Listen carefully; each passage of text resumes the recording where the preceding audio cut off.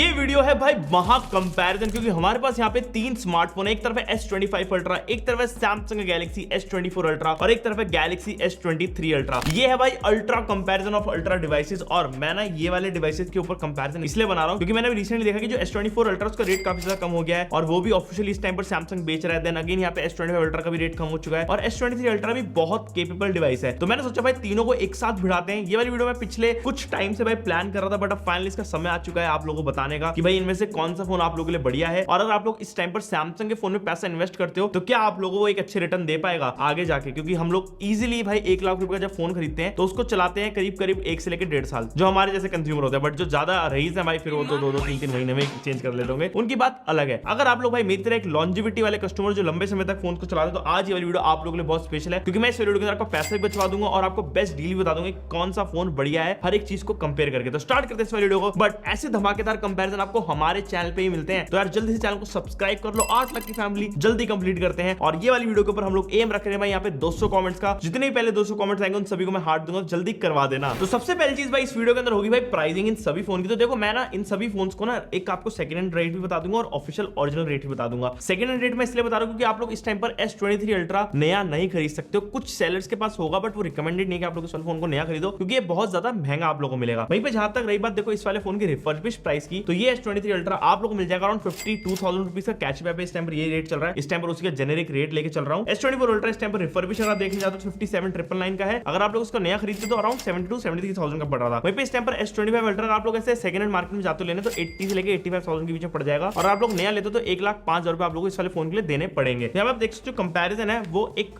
अच्छा खासा price difference भी यहाँ पे क्रिएट कर रहा है। करीब 50,000 रुपए का जंप है अगर हम लोग कंपेयर करें S23 अल्ट्रा और S25 अल्ट्रा के प्राइसेस को। लेकिन यार इतने सारे जब अल्ट्रा फोन हाथ में हो तो एक्चुअली में किंग कौन सा बनता है डिजाइन में, चलो वो बताता हूं। तो देखो यार यहाँ पे तीनों ही फोन जो है ना बहुत ही ज्यादा प्रीमियम मटेरियल यूज करते हैं। तीनों ही फोन के अंदर आपको बहुत सिमिलर डिजाइन मिलता है, लेकिन यहाँ पे एक चीज जिसको आप लोगों को ध्यान देना है वो है भाई बिल्ड क्वालिटी। अगर S23 अल्ट्रा की बात करें तो इसके अंदर आपको मिलता है एल्यूमिनियम का फ्रेम जो कि शाइनी है और दिखने में नो डाउट भाई आज भी लाजवाब लगता है। बट याद रखना ये एल्यूमिनियम बिल्ट वाला फोन है, जिसके अंदर की जो पीछे की साइड में आप देखते हो फ्रॉस्टेड ग्लास बैक देखने को मिलता है जो कि कॉर्निंग ग्लास विक्टस 2 वाला है और वही सेम प्रोटेक्शन हमारे को सामने वाले ग्लास में मिल जाती है। अब ये जो ओवरऑल हमारे को थिकनेस देता है वो है 8.9 mm की और वहीं पे जो वेट है इस वाले फोन का वो है 234 ग्राम्स का। तो देखो भाई हैवी तो ये फोन लगता है। वहीं पे अगर S24 अल्ट्रा की बात करें तो ना थोड़ी सी तकदीर बदल दी थी सैमसंग ने S23 अल्ट्रा के बाद। यहाँ पे भाई जो बॉडी थी वो यूज करी गई थी टाइटेनियम की और जो टाइटेनियम उन्होंने यूज करा था वो था ग्रेड 2 का। एंड उस वजह से थोड़ी सी लॉन्जिविटी आप कह सकते हो या फिर रिजिडिटी जो थी फोन की बढ़ गई थी। इन हैंड फील भी थोड़ी डिफरेंट थी। यहाँ पे S23 अल्ट्रा थोड़ा सा कर्वेचर वाला फोन था, इसमें कर्व्स थे अच्छे से। वहीं पे S24 अल्ट्रा थोड़ा ज्यादा बॉक्सियर फोन था। मेरे को ना S23 अल्ट्रा की बिल्ड क्वालिटी थोड़ी बेटर लगती है, हाथ में उठाने में थोड़ा ज्यादा कंफर्टेबल लगता है as compare to S24 ultra. ये थोड़ा सा ना हाथों में चुभता है इसकी जो ओवरऑल टाइटेनियम बॉडी है। वैसे इसकी जो ओवरऑल थिकनेस थी वो 8.6 mm थी और वहीं पे जो वेट था वो कम करके 232 ग्राम्स कर दिया था। और इसके अंदर जो पीछे साइड में ग्लास यूज करा गया था ये था कॉर्निंग ग्लास आर्मर और फ्रंट में भी आपको कॉर्निंग ग्लास आर्मर की प्रोटेक्शन मिल जाती है। अब देखो ये दोनों ही फोन ना दिखने में आप लोगों को लगेंगे सिमिलर जैसे मैंने बताया, लेकिन एक्चुअली में हल्का सा फर्क आता है वही इन हैंड फील का, थोड़ी सी जो सॉफ्टनेस है S24 अल्ट्रा के अंदर कम है। लेकिन भाई बात करें अगर इस S25 अल्ट्रा की तो इसके अंदर तो पूरा ही खेला ही बदल दिया है सैमसंग, क्योंकि ये फोन ही अलग है। ये पूरा ही बॉक्सियर शेप का फोन है। पहली बात तो दिखने में थोड़ा सा सिमिलर है, लेकिन यहाँ पे अगर आप देखो तो कैमरा रिंग जो है इसके बिल्कुल डिफरेंट है। बहुत लोगों को नहीं पसंद आया, कुछ लोगों को पसंद आया और वैसे मेजॉरिटी नहीं पसंद आई। इसी वजह से सैमसंग ने अपने फोल्ड 7 के अंदर चेंज कर दिया। तो अब जो S26 सीरीज आएगी ना नेक्स्ट वाली वो भी हम लोग कंपेयर करेंगे, उसके अंदर ये जो रिंग्स हैं वो चेंज होकर आ रही हैं, नॉर्मल फोल्ड 7 जैसी दिखेंगी। खैर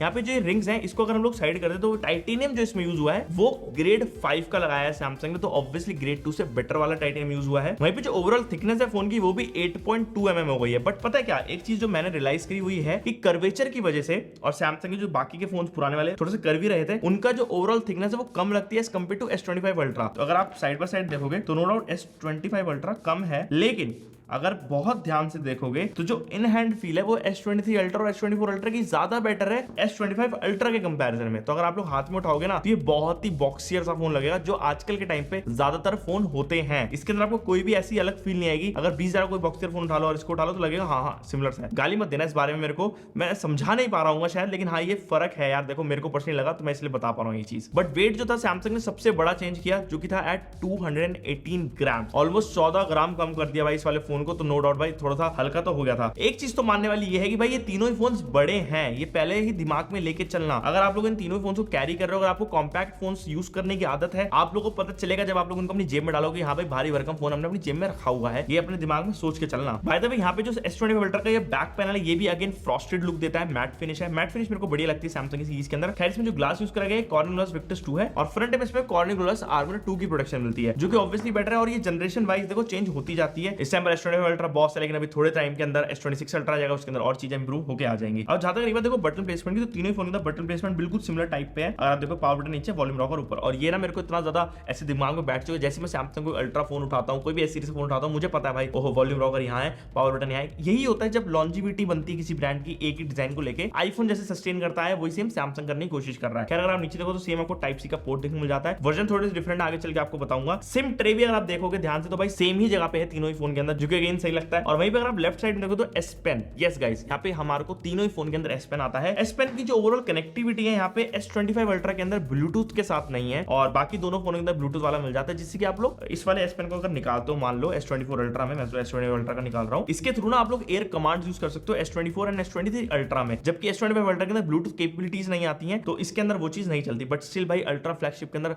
S Pen आ रहा है, वो मेरे को भाई संतुष्टि देता है, क्योंकि अभी रूमर्स ये आ रहे थे कि S26 अल्ट्रा के अंदर शायद ये लोग ये चीज को हटा देंगे। बट भाई मैं बोलता हूँ सैमसंग से गुजारिश है हमारी, और आप लोगों की भी होगी, एक मुहिम चला देते हैं कि भाई ये मत हटाना, क्योंकि एक नोट लाइनअप का ना एक डीएनए आ रही है, मेरे को जो पर्सनली पसंद आता है। अगर आप लोग एक टेक एंथुसियास्ट हो तो आप लोग शायद रिलेट कर पाओगे इस बात से मैं क्या कहना चाह रहा हूँ। S23 अल्ट्रा और S24 अल्ट्रा के अंदर बिल्कुल सेम आता है। लेटेंसी की जहां तक बात है भाई ज्यादा नहीं है, आप लोग आपसे ह्यूमन आई से पता भी नहीं लगा सकते कौन सा लेटेंसी दे रहा है। तीनों ही बढ़िया चलते हैं, ऑन डिस्प्ले तो बढ़िया काम करते हैं। बट S23 अल्ट्रा और S24 अल्ट्रा की ब्लूटूथ कनेक्टिविटी की वजह से वो थोड़े बेटर हो जाते हैं। बाय द वे तीनों ही फोन के अंदर आपको IP68 रेटिंग मिल जाती है, तो आप लोग हल्का फुल्का पानी के अंदर इनको भिगो सकते हो। बट भाई देखो मैं आपको पहले रिकमेंड करता हूँ, महंगे फोन है मत करा करो यार, गलती से कुछ दिक्कत हो जाए पानी वानी से तो प्रॉब्लम आप ही लोगों को आ जाएगी, फॉगिंग का इशू हो जाता है बहुत इजीली लेंस के अंदर। खैर बाकी इसमें ना ब्लूटूथ वर्जन का भी आपको थोड़ा सा डिफरेंस मिल जाता है। जो हमारा S23 और S24 है इसमें आपको ब्लूटूथ 5.3 का सपोर्ट मिलता है, वहीं पे S25 अल्ट्रा के अंदर ब्लूटूथ 5.4 का सपोर्ट मिलता है, तो ये भी एक थोड़ा सा डिफरेंस क्रिएट कर रहे हैं। अब डिजाइन की जब इतनी बात हो ही गई है तो सबसे ज्यादा बड़ा फैक्टर है भाई तीनों ही फोन की डिस्प्ले। ओहो हो कौन सी डिस्प्ले बेहतरीन है, क्योंकि सैमसंग हमेशा से अल्ट्रा फोन के अंदर अल्ट्रा लेवल की डिस्प्ले यूज करता है, बट एक्चुअली में अल्ट्रा कौन सा है अब बताता हूं। S23 अल्ट्रा के अंदर आपको ना बहुत ही प्यारा 6.8 इंचेस का quad HD plus dynamic LTPO AMOLED 2X panel मिलता है, जो कि 120 हर्ट्ज सपोर्ट करता है। अब ये जो पैनल है ये थोड़ा सा कर्व्ड है साइड से, तो जब आप लोग इसको यूज करोगे तो आपको फील एक डिफरेंट आती है, जो दिखने में थोड़ा सा इंटरेस्टिंग और अच्छा लगता है। वहीं पे S24 अल्ट्रा की तरफ अगर हम लोग चलते हैं, डिस्प्ले की स्पेक्स अभी खत्म नहीं हुई है, भर भर के स्पेक्स हैं, बताऊंगा आगे चल के। S24 अल्ट्रा जो है ना आपको हल्का सा फ्लैट पैनल देता है, कर्व इसमें भी है लेकिन बहुत ही माइन्यूट सा कर्व है, तो मैं इसको पूरा कर्व भी नहीं बोलूंगा, मैं इसको पूरा फ्लैट भी नहीं बोलूंगा, हल्का सा कर्व है। वहीं पे अगर आप डिस्प्ले साइज देखोगे तो सिमिलर है, 6.8 इंचेस का quad HD plus dynamic LTPO AMOLED 2X 120 hertz, बिल्कुल सिमिलर पैनल है, कुछ ज्यादा फर्क नहीं है। यहाँ पे क्वालिटी वाइज अगर आप देखोगे तो मैं आपको आगे चल के बताऊंगा, क्योंकि अभी S25 अल्ट्रा की बात करते हैं। यहाँ पे ये जो फोन है भाई बहुत ही प्यारी डिस्प्ले देता है। पहली बात ये एक फ्लैट पैनल है, ये एक्चुअल ट्रू फ्लैट पैनल है, इसमें कोई भी कर्व्स नहीं है, बिल्कुल बॉक्स की शेप है, बिल्कुल सपाट कर दिया है, जैसे हमारे एक टाइम पे हो जाता ना गंजे, जब हम लोग जाते थे सपाट कर देते गंजा हमारे को करके। इस वाले फोन के अंदर 6.9 इंचेस का पैनल मिलता है, जो कि बढ़ चुका है 0.1 इंचेस दोनों प्रीवियस जनरेशन वाले स्मार्टफोन से, और ये quad HD plus dynamic LTPO AMOLED panel है 2X वाला ही, जो कि 120 हर्ट्ज सपोर्ट करता है। अब यहाँ पे एक चीज आप लोगों को ध्यान देनी है, तीनों ही पैनल जो क्वाड HD हैं, तो यहाँ पे आप लोगों को बढ़िया वाली क्वालिटी मिल जाती है। जब आप लोग कोई भी ऐसे कंटेंट वॉचिंग करते हो, कुछ भी करते हो, मस्त सपोर्ट मिलता है कलर्स का। और तीनों ही फोन के अंदर आपको वाइड वाइन L1 का भी सपोर्ट मिलता है, तो नेटफ्लिक्स के ऊपर HDR कंटेंट हो गया, फुल HD कंटेंट हो गया, प्राइम के ऊपर आप लोग इजीली व्यू कर पाओगे, कोई इशू नहीं आता। पिक्सल पर इंचेस का ना एक थोड़ा सा हल्का सा फर्क है, जो मेरे को लगा आप लोगों को बताना चाहिए। तो यहाँ पे S25 अल्ट्रा के अंदर पिक्सल्स है ना वो अराउंड 498 के हैं, S24 अल्ट्रा के अंदर अराउंड 505 के हैं, वहीं पे S23 अल्ट्रा के अंदर 500 के। ये बहुत ही माइन्यूट सा डिफरेंस है, मुझे लगा बताना चाहिए तो इसलिए आपको बता रहा हूँ। अब डिस्प्ले की ना ओवरऑल देखो फंक्शनिंग बहुत ही अच्छी, कलर्स रेंडिशन बहुत ही प्यारे निकालते हैं। मैंने आउटडोर हो गया, इंडोर हो गया, कलर्स के मामले में कोई भी इशू नहीं देखा। यहाँ पे ब्राइटनेस का लेकिन एक बड़ा आप लोगों को डिफरेंस मिल जाएगा तीनों ही फोन के अंदर। S23 अल्ट्रा जो अराउंड आपको 1750 निट्स का पीक देता है, वहीं पे S24 अल्ट्रा आपको 2600 निट्स का पीक देता है, और S25 अल्ट्रा भी 2600 निट्स का पीक देता है। तो हाँ भाई अगर आप लोग आउटडोर विजिबिलिटी की बात करो तो S23 अल्ट्रा कंपैरिजन में S24 एंड S25 अल्ट्रा ज्यादा बेटर है। बट सच बताओ तो S23 अल्ट्रा भी कमजोर नहीं है। हम लोग इन तीनों ही फोन्स को बाहर लेके गए, कड़ी धूप में जब हमने चेक करा, तीनों ही फोन्स के अंदर हम लोग इजीली देख पा रहे थे। एक्चुअली यहाँ पे डिफरेंस आता है वो है PWM डिमिंग के अंदर। अब आपने देखा होगा जो दूसरी ब्रांड्स है, चाइनीज हो गई, हमारे Xiaomi हो गया, OnePlus हो गया, इन्होंने हमारे को PWM डिमिंग बड़ी बड़ी दे दी है, बट सैमसंग उतनी बड़ी नहीं देता, लेकिन स्टिल देता है। तो यहाँ पे S25 अल्ट्रा और S24 अल्ट्रा के अंदर हमारे को मिलती है 480 हर्ट्ज की PWM डिमिंग। वहीं पे हमारा जो ये पुराना S23 अल्ट्रा ये 240 हर्ट्ज की देता है। तो हाँ भाई इसके अंदर थोड़ी सी कमजोर है। अगर आप लोग रात को ज्यादा फोन यूज करते हो, जो कि करते ही होगे मुझे पता है, तो आपकी आंखों पे ज्यादा स्ट्रेस आएगा अगर आप लोग S23 अल्ट्रा यूज करते हो। बट देखो मैं पर्सनली सभी फोन को यूज कर चुका हूँ, भाई 1 साल सभी फोन को यूज करा है, तो मुझे पता है कि इतना दिक्कत नहीं होती। बट हाँ, लॉन्जिविटी अगर आप कर रहे हो, ज्यादा ही यूज कर रहे हो, तो थोड़ा सा दिक्कत देखो दे ही देती है हर एक चीज। अच्छा, डिस्प्ले की बात हो रही है तो एक चीज जहां पर बहुत ही इंपॉर्टेंट चीज आनी चाहिए वो है भाई एंटी रिफ्लेक्टिव कोटिंग। सैमसंग ने S24 अल्ट्रा के अंदर भाई एंटी रिफ्लेक्टिव कोटिंग इंट्रोड्यूस करी थी और उसके बाद से भाई पूरा गेम ही पलट दिया, क्योंकि यहाँ पे भाई बहुत सी जो रिफ्लेक्शन डिस्प्ले पे पड़ती है, अगर आप लोग आउटडोर हो, अगर विदाउट स्क्रीन गार्ड यूज करो, इतना जिगरा है तो ही इसका फायदा होगा वैसे तो।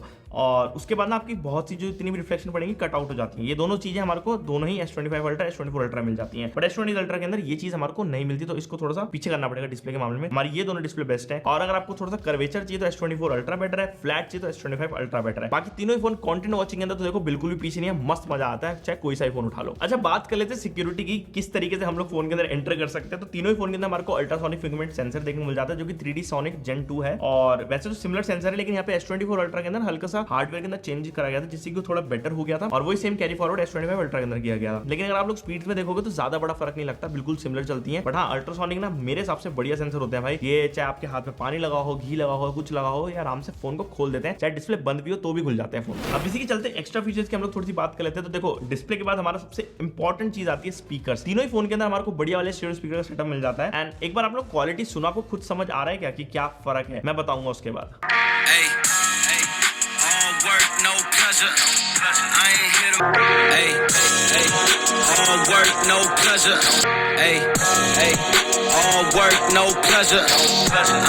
तो तीनों के स्पीकर्स में यहाँ पे फर्क आ रहा है भाई। S20 अल्ट्रा के स्पीकर थोड़े कम लाउड है, S24 अल्ट्रा के उसके थोड़े ज्यादा लाउड है, और S20 अल्ट्रा के और ज्यादा लाउड है। यहाँ पे एक चीज और है, जो ओवरऑल ना आप इसको क्वालिटी जो होती है ना स्पीकर्स की, वो सिर्फ लाउडनेस पे नहीं होती, बेस हो गया, ट्रेबल हो गया, ओवरऑल आपकी हर एक फ्रीक्वेंसी हो गई, उसको किस तरीके से स्पीकर्स मैनेज करते हैं वो इंपॉर्टेंट होता है, क्योंकि इन सभी फोन की तरह इनबिल्ट डैक होता है। तो यहाँ पे S20 अल्ट्रा के जो स्पीकर्स है थोड़े से लाउडर है, बट उसके साथ आपको एक अच्छी बेस और एक अच्छी क्लैरिटी प्रोवाइड करते हैं, तो जिससे कि आप लोग जब कंटेंट वॉचिंग करते हो आपको क्लैरिटी ज्यादा मिलेगी ओवरऑल वोकल्स में। वहीं पे S20 अल्ट्रा के भी अच्छे हैं और S23 अल्ट्रा के भी अच्छे हैं, लेकिन जब कंपैरिजन हो रहा है तो यहाँ पे सीक्वेंस बन गई है कि S23 अल्ट्रा, फिर S24 अल्ट्रा और फिर S25 अल्ट्रा। अदरवाइज ऐसा नहीं कि भाई बाकी दोनों के स्पीकर्स खराब है, ये चीज दिमाग में लेके चलना। और जहां तक है बात हैप्टिक्स की, तो तीनों ही फोन के अंदर बढ़िया हैप्टिक्स आते हैं, मेरे को ज्यादा बड़ा फर्क यहाँ पे लगा नहीं है। हल्के से स्टर्डी हो सकते हैं, स्ट्रॉन्ग हो सकते हैं S20 अल्ट्रा के, बट इतना बड़ा फर्क वो मुझे लगा नहीं, तो मैं इसलिए बता नहीं रहा। लेकिन भाई जहां पर हमें फर्क लगा है वो है परफॉर्मेंस। ओहो, परफॉर्मेंस का तो भाई आजकल क्या ही हिसाब चल रहा है। मतलब हर साल ये जो मैन्युफैक्चरर्स हैं, जो OEMs हैं, क्या ही काम कर रहे हैं भाई साहब। हर बार एक नया फैब्रिकेशन लेकर आ रहे हैं, उस फैब्रिकेशन का अलग सा प्रोसेसर बना दे रहे हैं, जो कि Antutu 40 लाख का दे रहा है। अभी हमारा Snapdragon 8 Elite Gen 5 आया भाई, 40 लाख का Antutu दे रहा है वो। अब पता नहीं हमारे पास जब फोन आएंगे उनमें कितना देगा, बट सीरियसली यार एक टाइम पे यार 5-5 लाख वाले फोन से फ्लैगशिप माने जाते थे, जो Antutu निकाल देते थे। बट चलो कोई नहीं,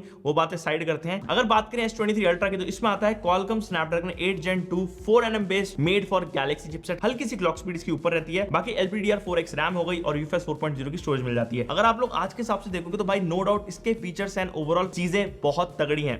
कुछ फोन्स तो 80,000 रुपए के लॉन्च होते हैं जिनके अंदर इतनी ज्यादा तगड़ी परफॉर्मेंस नहीं मिलती। समझ कौन सा फोन कह रहा हूं? अगर समझ तो कमेंट करो। खैर, इस वाले फोन के अंदर जब हमने भाई Antutu चलाया, जब सब कुछ चलाया, ओहो रुको Antutu बताने से पहले मैं ना दूसरे फोन की बात कर लेता हूं, क्योंकि वो इंपॉर्टेंट है। इसका बता दूंगा, फिर आप दूसरे फोन पे कैसे जाओगे। अच्छा, S24 अल्ट्रा के अंदर हमारे को मिलता है Qualcomm Snapdragon 8 Gen 3 4nm based chipset, बहुत ही प्यारा, मेड फॉर गैलेक्सी वाला ही है। LPDDR5X रैम हो गई और 4.0 की स्टोरेज, बढ़िया मस्त, आप देख सकते हो टॉप टियर परफॉर्मेंस लेवल है। वहीं पे अगर S25 अल्ट्रा की बात करें तो इसके अंदर आता है Snapdragon 8 Elite 3nm पे बेस्ड चिपसेट है, जो कि made for Galaxy again, LPDDR5X RAM और UFS 4.0 की स्टोरेज। यहाँ पे आप देख सकते हो जो ओवरऑल परफॉर्मेंसेज है और जो प्रोसेसर है वो हर साल बड़े हैं, जो उस टाइम पर लेटेस्ट होते थे वो इन वाले फोन पर डाले गए हैं। तो जब हमने भाई यहाँ पे सोचा कि अब एक्चुअल निकालने भाई राज परफॉर्मेंस का, तो Antutu चलाया सबसे पहले हमने तीनों ही फोन्स के अंदर। यहाँ पे जो S23 अल्ट्रा था उसने हमारे को दिया 15 लाख के आसपास का Antutu स्कोर, जो भाई ट्रस्ट मी आज के टाइम पे भी बहुत ज्यादा तगड़ा Antutu स्कोर है, लाइक लिटरली आईफोन के लेवल का 16 के। तो नो डाउट बढ़िया फोन दे रहा है Antutu एंड्रॉइड के हिसाब से। S24 अल्ट्रा के अंदर हमारे को मिला 23 लाख का Antutu स्कोर, और वहीं पे S25 अल्ट्रा के अंदर हमारे को मिल रहा है 30 लाख का Antutu स्कोर। और तीनों के अंदर ही हमने जब Antutu चलाया था, तो जो Antutu का वर्जन था वो भी सिमिलर था। मेरे से ना पहले पास्ट में 1-2 बार गलती हो गई थी कि हम लोगों ने Antutu का जो वर्जन था वो डिफरेंट रख दिया था, जिस वजह से जो हमारे को स्कोर्स मिल रहे थे वो दोनों ही फोन्स के अंदर या तीनों फोन्स में डिफरेंट मिल रहे थे। बट इस बार हमने ये चीज ध्यान रखी और हमने तीनों में सेम चलाया था। तो ये सिमिलर Antutu के हिसाब से देखो तो स्कोर्स में फर्क आ रहा है, और यहाँ पे परफॉर्मेंस के अंदर आपको फर्क मिलेगा जब आप लोग हेवी गेमिंग या फिर वीडियो एडिटिंग जैसे काम करोगे। लेकिन हम लोग यहाँ पे सीमित नहीं हो, हमने इसमें Geekbench भी चलाया, और Geekbench जब चलाया तो S23 अल्ट्रा के अंदर जो सिंगल कोर स्कोर था वो 1947 का था, S24 अल्ट्रा के अंदर वो बढ़ के 2159 का हो गया, और वहीं पे S25 अल्ट्रा के अंदर बढ़ के वो 2578 का हो गया। आपको पता चल रहा होगा कि हर साल सिंगल कोर स्कोर भी बेटर होते गए हैं, जिससे कि सिंगल परफॉर्मेंस जो हमारे नॉर्मल टास्क होते हैं उसके अंदर ही फोन अच्छा परफॉर्म करेंगे, जिससे कि हमारे नॉर्मल वन टास्क के अंदर हमारे जो S25 अल्ट्रा हो गया, S24 अल्ट्रा हो गया, S23 अल्ट्रा हो गया, इसमें हल्का सा फर्क आएगा। इस चीज को टेस्ट करने के लिए हमने तीनों ही फोन के अंदर सेम टाइप ऑफ एप्लीकेशंस खोली हैं, आप लोग देखते हो स्पीड्स का क्या फर्क आ रहा है। अच्छा 3D मार्क का पता नहीं क्या हिसाब है भाई, मेरे को समझ नहीं आता, ये हमेशा ना अलग अलग से स्कोर देता है, ऐसा होता नहीं है। बट यहाँ पे स्टेबिलिटी जब हमने टेस्ट करी तीनों ही फोन के अंदर, जो स्टेबिलिटी थी वो S23 अल्ट्रा के अंदर ज्यादा निकल कर आई, जो कि 51% थी। अब ये शायद इस वजह से हो सकता है कि जो फोन से गर्म होते हैं ना, उस वजह से जब थ्रॉटलिंग है वो हो जाती है फोन पर और अपनी परफॉर्मेंस डाउन कर देते हैं। जब S25 अल्ट्रा देखो गर्म होता है, S24 अल्ट्रा भी गर्म होता है, इवन S23 अल्ट्रा भी गर्म होता है, बट पता नहीं भाई इंटरनल क्या चल रहा है फोन में।